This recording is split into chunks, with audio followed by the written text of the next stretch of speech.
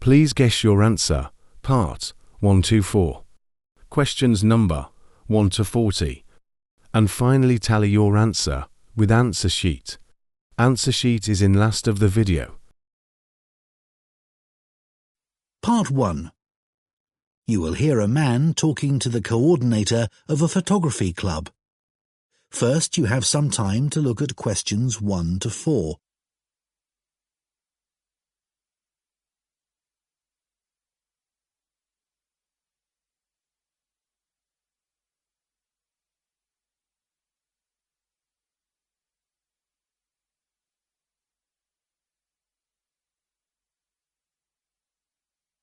Now listen carefully and answer questions 1 to 4. Hello, Wayside Camera Club. Breeder speaking. Oh, hello. My name's Dan, and I'd like to join your club. That's great, Dan. We have an application form. Would you like to complete it over the phone? Then you can ask any questions you might have. Oh, yes, thanks. OK. So, what's your family name? It's Green. Dan Green. So, can I take your email address? Yes, it's dan1068@market.com. Thanks. And what about your home address? Well, I'm about 10 miles away from your club in Peacetown. I live in a house there. OK. So, what's the house number and street? It's 52 Marrowfield Street. Is that MARROWFIELD?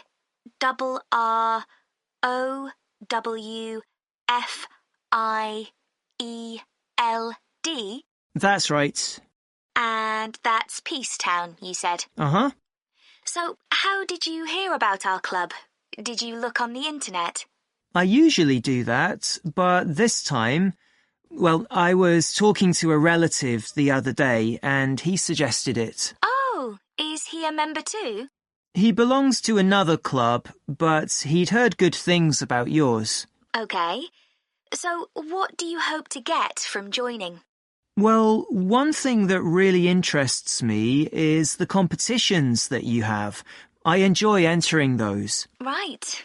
Anything else? Well, I also like to socialise with other photographers. That's great.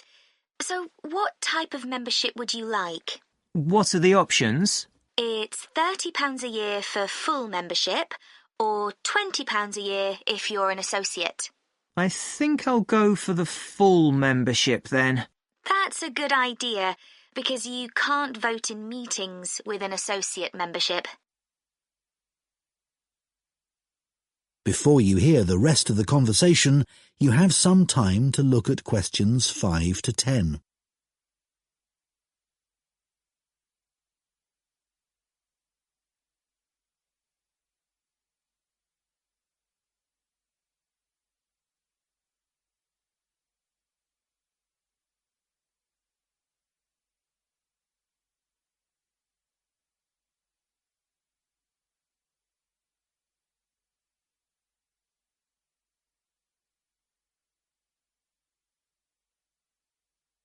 Now listen and answer questions 5 to 10.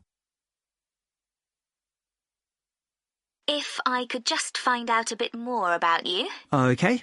So, you said you wanted to compete. Have you ever won any photography competitions? Not yet, but I have entered 3 in the past. Oh, that's interesting. So, why don't you tell me something about those? Let's start with the first one. Well, the theme was entitled Domestic Life. I see. So it had to be something related to the home? Yeah. I chose to take a photo of a family sitting round the dinner table having a meal. And, I didn't win, but I did get some feedback. Oh, what did the judges say? That it was too busy as a picture. Aha. So it was the composition of the picture that they criticised? That's right. And once they'd told me that, I could see my mistake. So what was the theme of the second composition? Well, my university was on the coast, and that area gets a lot of beautiful sunsets. So that was the theme. Oh, sunsets. That's a great theme. Yes, the instructions were to capture the clouds as well. It couldn't just be blue sky and a setting sun. Sure, because they give you all those amazing pinks and purples. Yeah, and I thought I'd done that well, but the feedback was that I should have waited a bit longer to get the shot. I see. So the timing wasn't right. Yes, I took it too soon, basically. And then the third competition I entered was called Animal Magic. Well, that's a difficult subject. I know. I had to take hundreds of shots. I'm sure, because animals move all the time. That's what we had to show. There had to be some movement in the scene. I got a great shot of a fox in the end, but I took it at night and, well, I suspected that it was a bit dark, which is what I was told. Well, Dan, you seem to be really keen, and we'd be delighted to have you in our club. I'm sure we can help with all those areas that you've outlined. Thanks, that's great. That is the end of part 1. You now have 1 minute to check your answers to part 1. Part 2. You will hear an expert on picking wild mushrooms called Dan talking on the radio. First, you have some time to look at questions 11 to 14.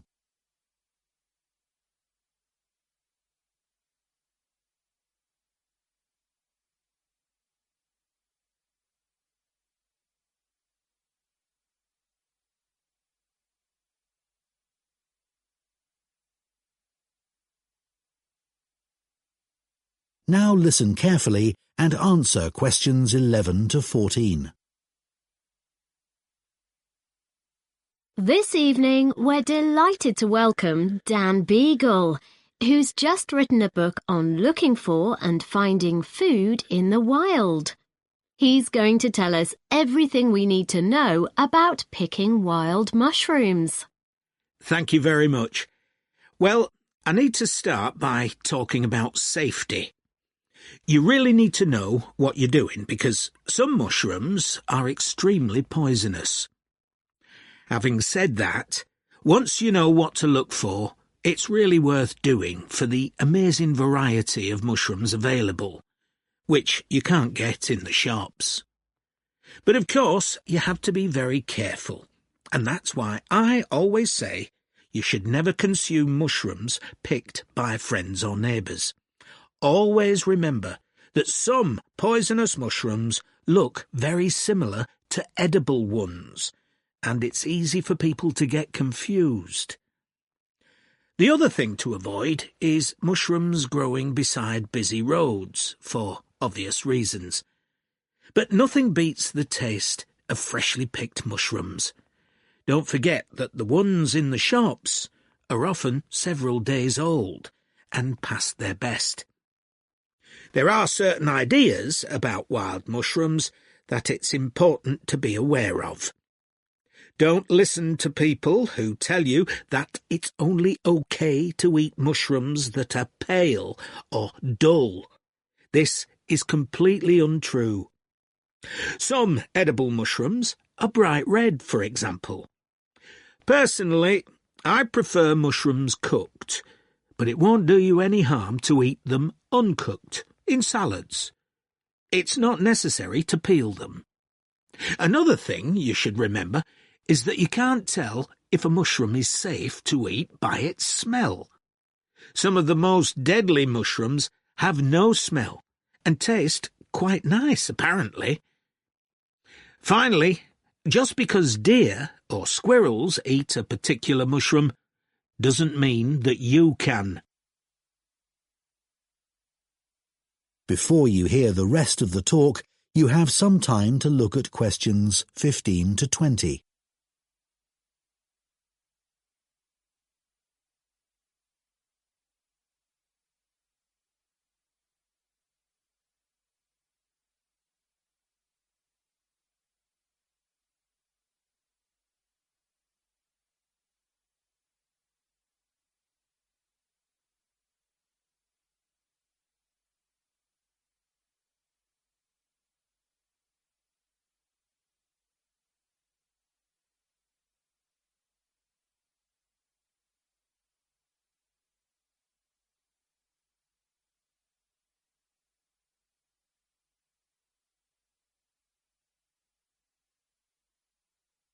Now listen and answer questions 15 to 20. Of course, mushroom picking is associated with the countryside, but if you haven't got a car, your local park can be a great place to start. There are usually a range of habitats where mushrooms grow, such as playing fields and wooded areas. But you need to be there first thing in the morning, as there's likely to be a lot of competition. Not just from people, but wildlife too. The deer often get the best mushrooms in my local park. If you're a complete beginner, I wouldn't recommend going alone or relying on photos in a book, even the one I've written. There are some really good phone apps for identifying mushrooms, but you can't always rely on getting a good signal in the middle of a wood. If possible, you should go with a group led by an expert. You'll stay safe and learn a lot that way. Conservation is a really important consideration, and you must follow a few basic rules. You should never pick all the mushrooms in one area. Collect only enough for your own needs. Be very careful that you don't trample on young mushrooms or other plants.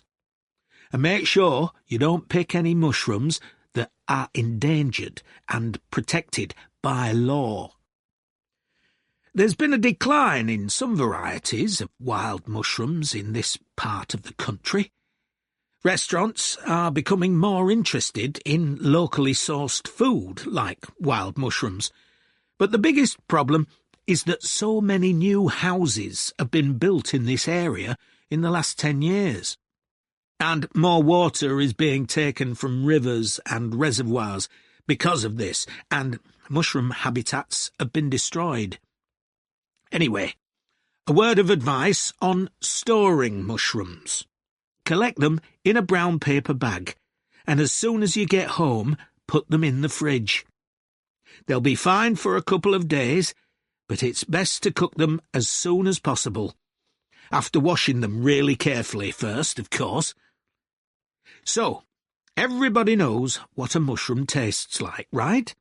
Well, you'll be surprised by the huge variety of wild mushrooms there are. Be adventurous.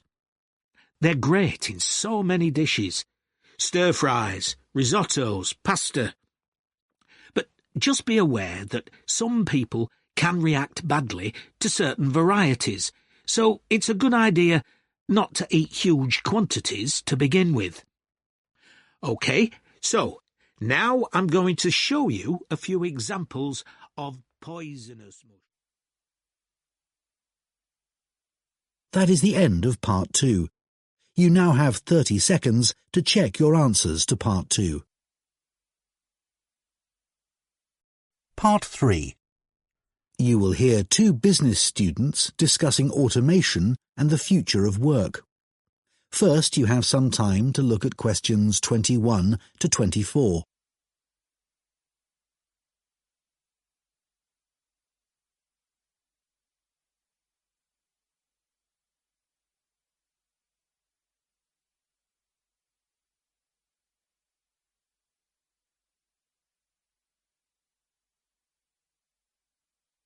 Now listen carefully and answer questions 21 to 24. That seminar yesterday on automation and the future of work was really good, wasn't it? Looking at the first industrial revolution in Britain in the 19th century and seeing how people reacted to massive change was a real eye-opener. Yes. It was interesting to hear how people felt about automation then and what challenges they faced. I didn't know that first started with workers in the textile industry. With those protesting workers called the Luddites, destroying their knitting machines because they were so worried about losing their jobs. Yes, and ultimately they didn't achieve anything. And anyway, industrialisation created more jobs than it destroyed. Yes, that's true. But it probably didn't seem a positive thing at the time. I can see why the Luddites felt so threatened. I know. I'm sure I would have felt the same. The discussion about the future of work was really optimistic for a change. I like the idea that work won't involve doing boring, repetitive tasks, as robots will do all that. Normally, you only hear negative stuff about the future. Bit too optimistic, don't you think? For example, I can't see how people are about to have more leisure time when all the evidence shows people are spending longer than ever at work. No, that's true. And what about lower unemployment? I'm not so sure about that. Perhaps in the long term, but not in the foreseeable future. And I expect most people will be expected to work until they're much older, as everyone's living much longer. That's already happening. Before you hear the rest of the discussion, you have some time to look at questions 25 to 30.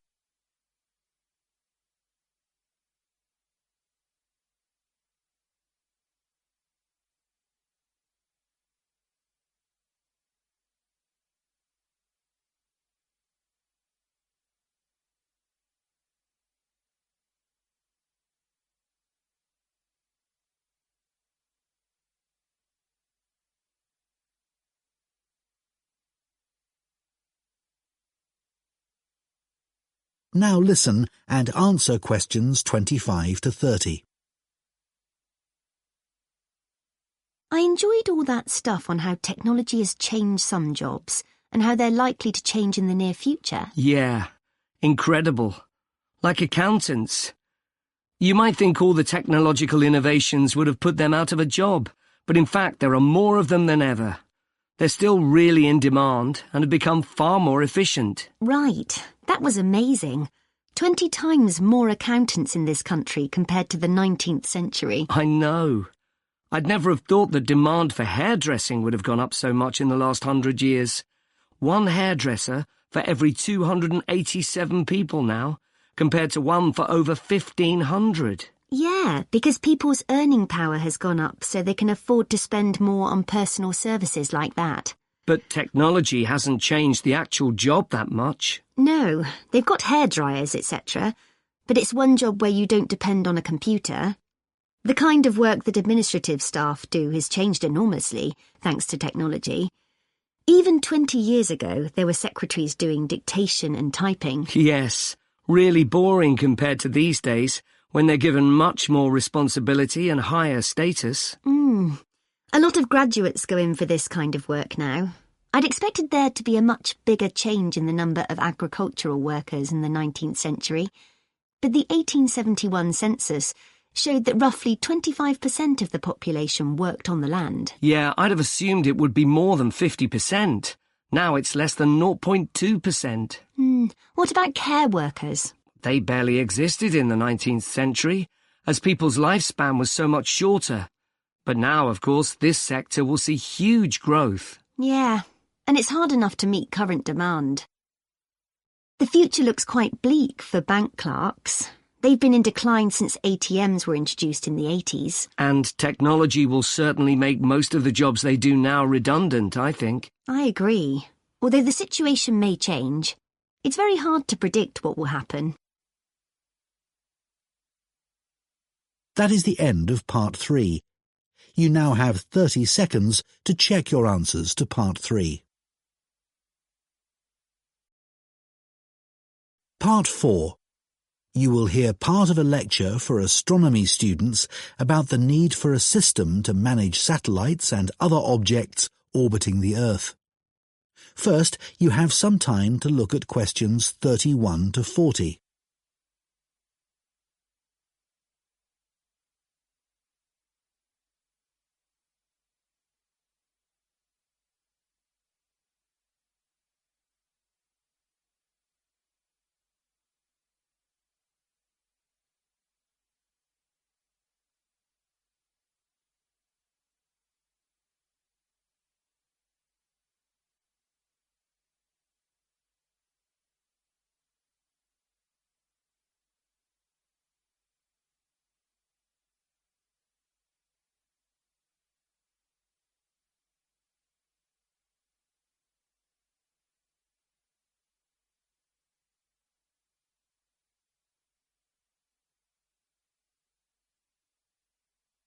Now listen carefully and answer questions 31 to 40. In today's astronomy lecture, I'm going to talk about the need for a system to manage the movement of satellites and other objects in orbit around the Earth. In other words, a space traffic management system. We already have effective air traffic control systems that are used internationally to ensure that planes navigate our skies safely. Well, space traffic management is a similar concept, but focusing on the control of satellites. The aim of such a system would be to prevent the danger of collisions in space between the objects in orbit around the Earth. In order to do this, we'd need to have a set of legal measures, and we'd also have to develop the technical systems to enable us to prevent such accidents. But unfortunately, at present, we don't actually have a space traffic management system that works. So, why not? What are the problems in developing such a system? Well, for one thing, satellites are relatively cheap these days, compared with how they were in the past, meaning that more people can afford to put them into space. So there's a lot more of them out there. And people aren't just launching single satellites, but whole constellations, consisting of thousands of them designed to work together. So space is getting more crowded every day. But in spite of this, one thing you may be surprised to learn is that you can launch a satellite into space, and once it's out there, it doesn't have to send back any information to Earth to allow its identification. So while we have international systems for ensuring we know where the planes in our skies are, and to prevent them from colliding with one another, when it comes to the safety of satellites, at present we don't have anything like enough proper ways of tracking them. And it isn't just entire satellites that we need to consider. A greater threat is the huge amount of space debris in orbit around the Earth, broken bits of satellite and junk from space stations and so on. And some of these are so small that they can be very hard to identify, but they can still be very dangerous. In addition, some operators may be unwilling to share information about the satellites they've launched. For example, a satellite may be designed for military purposes, or it may have been launched for commercial reasons, and the operators don't want competitors to have information about it. And even if the operators are willing to provide it, the information isn't easy to collect. Details are needed about the object itself, as well as about its location at a particular time. And remember that a satellite isn't very big, and it's likely to be moving at thousands of kilometers an hour. We don't have any sensors that can constantly follow something moving so fast, so all that the scientists can do is to put forward a prediction concerning where the satellite is heading next.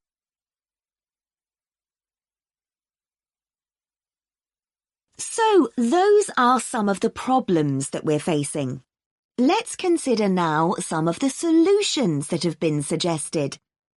One key issue is the way in which information is dealt with.